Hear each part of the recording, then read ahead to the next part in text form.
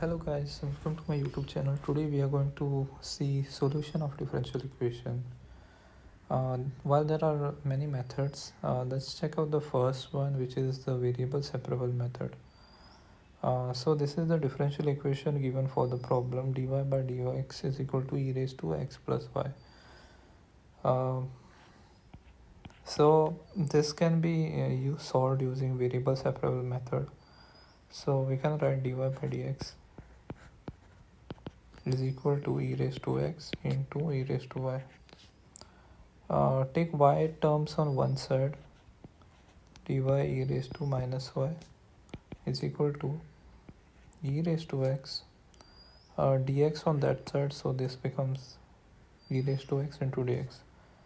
Take integral on both sides, you will get minus e raised to minus y is equal to e raised to x plus c.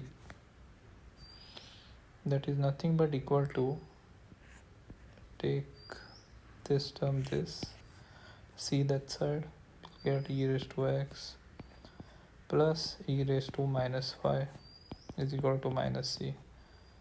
Minus c is also c, is also another constant actually, so e raised to x plus e raised to minus y is equal to c. Let's solve another problem actually. Suppose this equation is given, dy by dx is equal plus square root of 1 minus y square divided by square root of 1 minus x square. This is equal to 0. Okay, now let's solve this equation. We take dy by dx is equal to minus square root of 1 minus y square by 1 minus x square. Let's group y terms together. Dy by dx 1 minus y square is equal to minus dx by 1 minus x square. Take integral on both sides. What is integral of 1 by 1 square root of 1 minus y square? Nothing but equal to sine inverse of y.